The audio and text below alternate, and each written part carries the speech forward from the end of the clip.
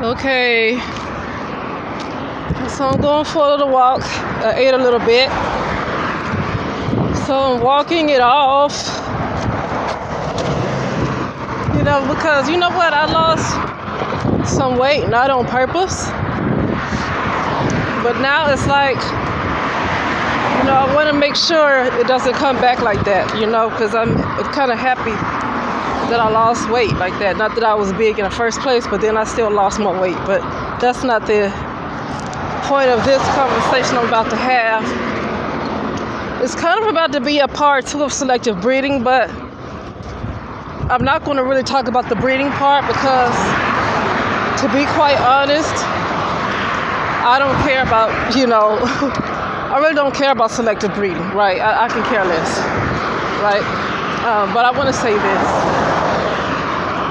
It's almost like I keep talking about, every now and then, I talk about brown women because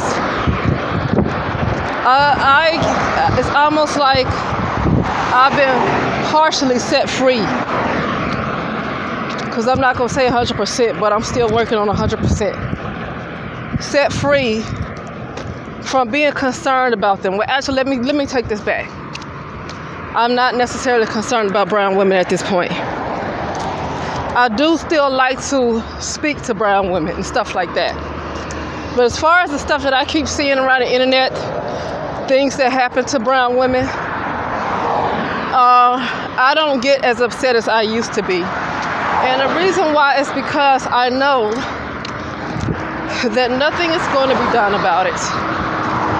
And it's not that nothing can't be done about it, right? As much as brown women are into all of these spells and magic, even if they can't go up against the law enforcement, if they can't go up against all this other stuff, these powerful people that's behind paying for these women, because because a lot of these women are being sold out by parents, friends, or whoever. A lot of times when you hear about these women coming up missing and stuff, they're being set up by family members and friends. But other than that, I just stop, or they being murdered by their boyfriends, your matricide rapes. But it's like, nothing is done about it. And the first thing that has to be done about it is that brown women have to collectively start making better decisions, right? And we see that that's really hard to happen, even though some brown women have moved on. As a collective, it's taken a while, and we get what brown women has gone through. But that's why I always suggested that they take time for themselves, and most of them don't run to try to find out who they're going to date, even if it's outside of their race, because something is seriously wrong, right? But we know that if it was a huge concern about what's happening to brown women, something could have been done by now, even if it wasn't about marching and doing stuff and, having meetings. Brown women could have got together collectively and said, we need to do some protection over the brown girls. They could have decided to do that, and they really didn't. See, so it's not always about getting up in police officers' face or getting up in people who are powerful, getting up in their face. But we do know in the past, when it came to something happening to brown men by white men, brown women found a way to get some things done, right? Or try to get things done. Okay? So what I'm saying is this.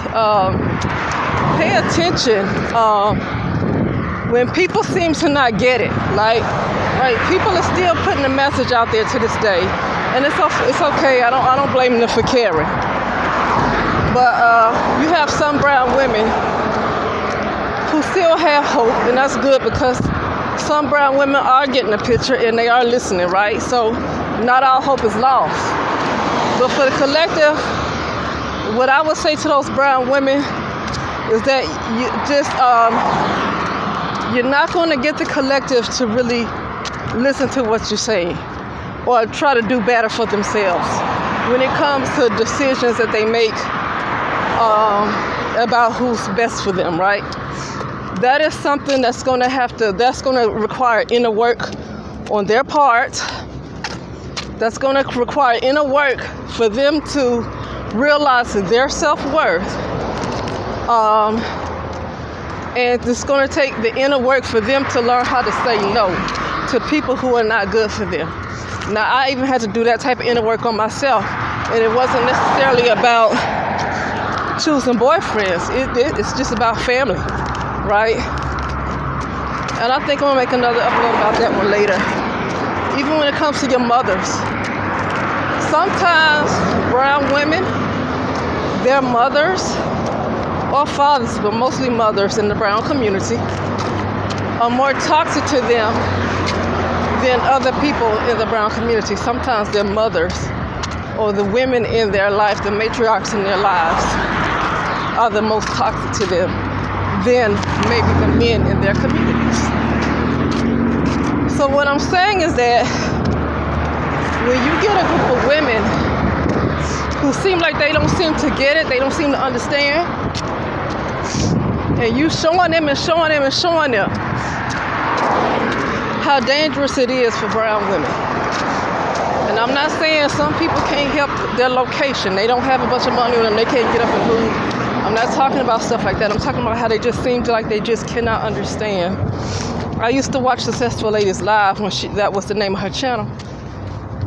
And she would go to what was called the gun something. It was called the gun memorial. She would always go to that website. And she would talk about how many brown women were being murdered compared to other groups of women by domestic violence. Okay, and she would constantly show that and show that and show that. And it would be some ladies who, no matter what she showed, and this is just one example because it's been many women who've tried to talk to them. But this is just one example I'm going to give. No matter what she tried to say, no matter how much she showed them, they would get up in the comment section and act like it's what she's showing them is not real. Like they can't believe it, they don't want to believe it, right? And my thing is this: you have to get to a point where you start to see that not only is something not right, not only is it mental illness, they are the reason behind all of this. Because any group of people, unless they are 100% possessed by some demon, and they ain't that possessed because most of them can hold a job, most of them like work, they can still somewhat raise their kids and make sure their kids get to school. They know how to get that government assistance, the ones that get it, right? Because not all brown women get government assistance. And honestly, I don't want to hop on brown women for too much government assistance when you see it's actually more other groups of women that get it. But for the brown community, the way the brown community is already suffering, it's just not smart for them to want to depend on government assistance because they see how their community is.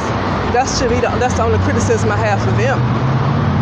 Is that they keep having children by a group of men who have proven that they are unworthy to extend what you call their bloodline. Okay? And so it's almost like they're going against God, right? And I don't necessarily mean the God of the Bible, right? They're going against God by extending immortality, as one person put it, extending immortality to a group of men who have time and time again proven that they are unworthy of immortality. Hold on one second.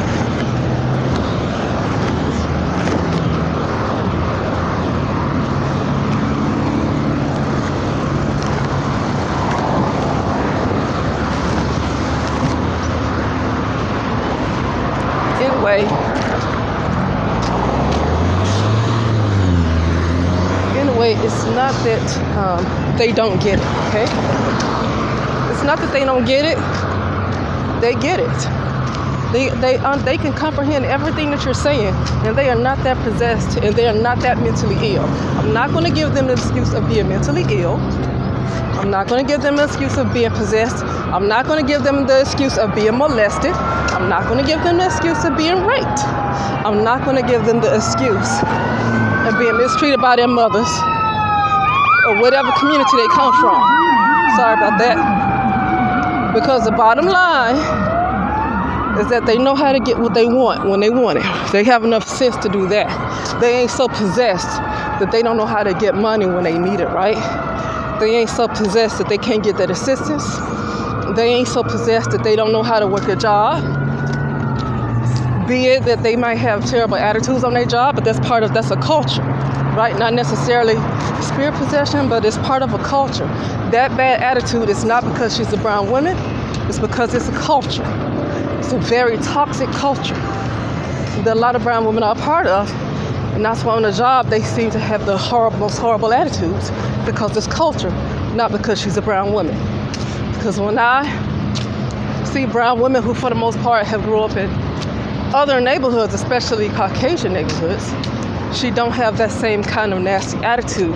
She's a little more professional because of the kind of culture that she grew up in, even though she's a brown woman. So my point is saying is that whenever you keep seeing a group of people and you call yourself wanting to help them, you say, I'm not into the whole divestment thing, saying divest from a certain group of people, because really, people in general need to divest from their egos, right? The main thing brown women need to divest from, and with people in general, they need to divest from their egos. They need to divest from the indoctrination that we have been given as people. They need to divest from the constant indoctrination that's being pushed. That's people in general that they need to divest from. So it's more than about divesting from other people per se. Okay. Yeah. But anytime you get a group of people, you keep showing them evidence of things that's happening to brown women. They see the crime that's happening in the neighborhoods, nothing's done about it. They see that their kids keep getting killed, nothing is done about it. Right? But you have some brown women who, no matter what they see, they want to keep telling brown women that they deserve better. I'm not sure if brown women deserve better, to be honest with you. Okay, hold on a second.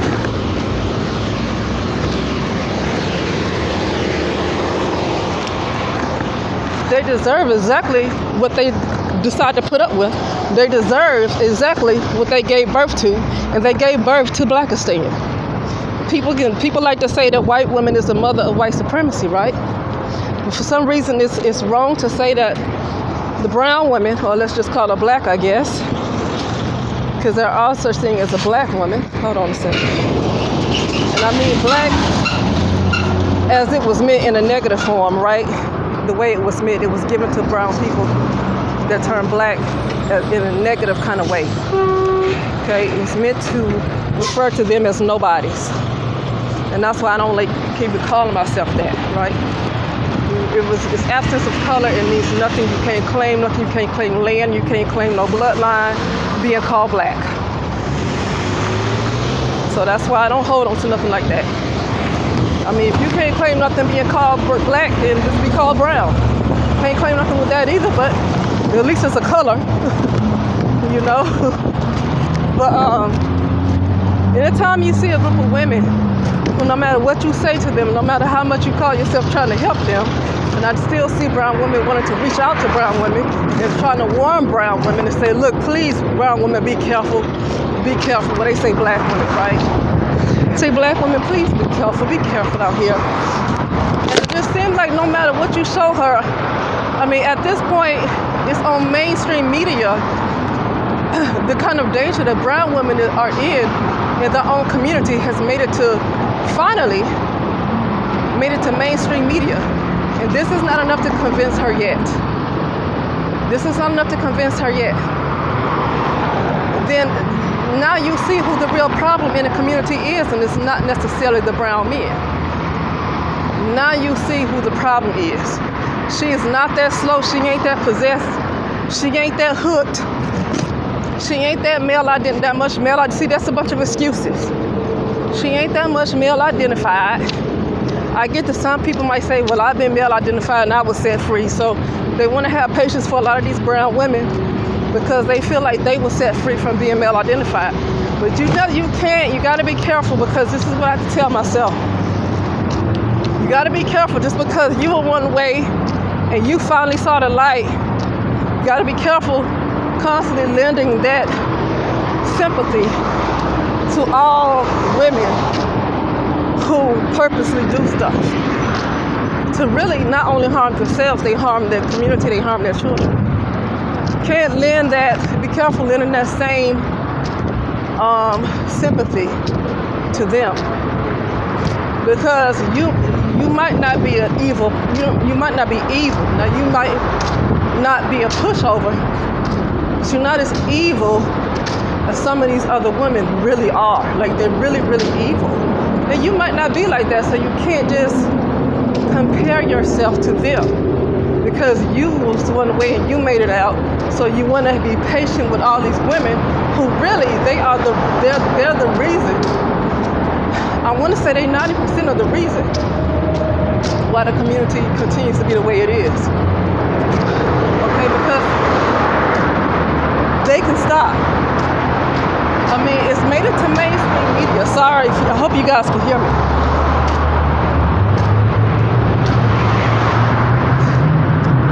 The type of danger that brown women and brown kids are in,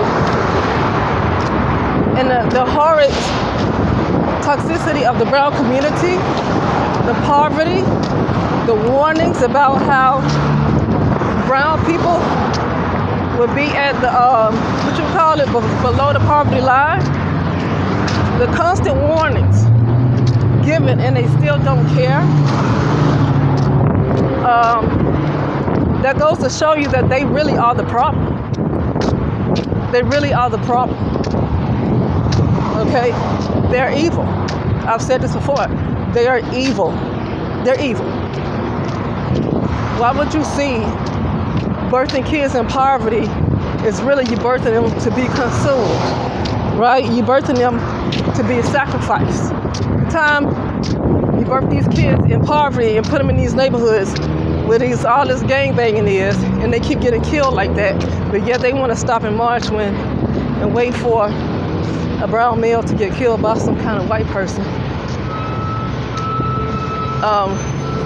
But they don't want to say nothing about all their kids being killed in the neighborhood. It's selective outrage, and it has nothing to do with her being possessed. It has nothing to do with her growing up and being molested. It has nothing to do with her being dark-skinned or light-skinned. It's nothing to do with her, because she's evil. It's called selective outrage. She's evil, okay? They're evil. Now, I'm gonna get off of that though. I want to talk about something. For some reason, Mike Brown shows just kind of entered my mind again. Mike Brown. Hold on a second. Hold on. So Mike Brown enters my mind again. He's entered my mind a few times, but I never talk about him. And I thought about the message of when he was killed. What was this, in St. Louis? I think it was St. Louis. When he was killed. And the way he was left to lay out there in a sheet, just with his blood all showing through the sheet. And the way his mother was just crying out. The way his mother was crying out, like, somebody do something, somebody do something. And that was a message to show how weak. To me, that was a message from the white patriarchy. That was a message from white patriarchy. Just to me, my opinion now. That was a message from white patriarchy to show how weak, to humiliate the brown male. That was a message to show how weak the brown male really is from white patriarchy. For this young boy to lay out in the street bloody with a sheet over him for I don't know how long, because this was a while ago, but I think it might have been hours. It's about 6 hours? I can't remember, but I think it was hours. And they stay in the inner city, so ain't no a hospital in the ambulance ain't that far away. Hold on.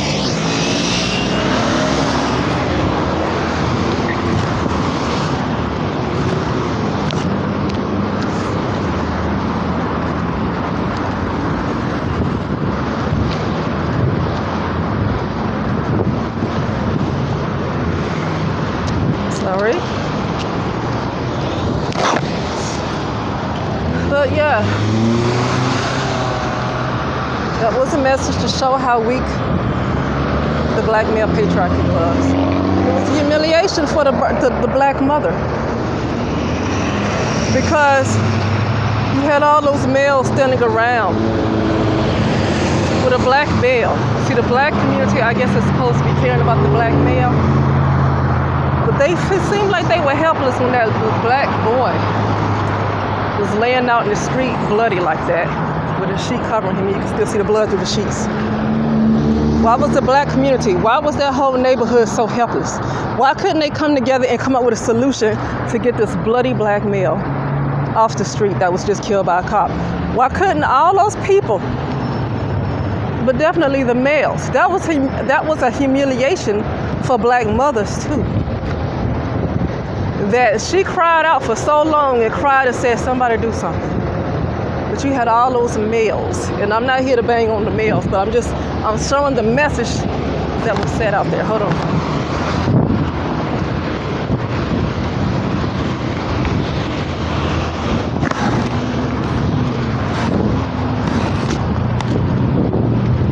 Hold on again. This is not for me to bash anybody, because that's just not what I'm into. It's not into bashing. But I'm saying the message, the clear message, and the humiliation that was purposely put out there for the males, from the white patriarchy to the black patriarchy. And then a message from the white community to this black mother that keeps birthing a bunch of males that, when it was a young black boy, I guess he was a teenager, 19, whatever he was, I was still a boy. That's what you call that. It's teenage years. I forget. Let me keep talking on. So that was the message to this black mother and black mothers, that the sons, they give birth to weak males. They give birth to weak males. You had all those males in that community that could not seem to get themselves together and come together enough to get this young black boy off the street. They had to sit and wait for the white patriarchy to come and rescue them. She had to watch her black son lay in the street for hours. A humiliation to the black patriarchy and a humiliation to this black mother. To have to look at her son in the street. You got all these black men around. That supposedly the black community is supposed to care so much about this black male. But you had all these black men around while the mother was crying out for her son. And they did nothing. They had to wait for the white man to come and scrape him off the street. Okay? So I'm not against the whole selective breeding. I think there's no need for that conversation. I think you're talking to the wrong group of people, because you shouldn't have to keep saying it over and over again. And the fact that you have to keep saying it, as one person put it, especially in a time like this, where it's really dangerous for anybody to have children, and you got to keep having a conversation.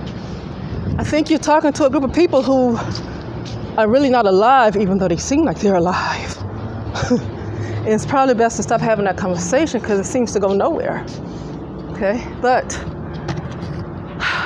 that's all I have to say. And I will talk later.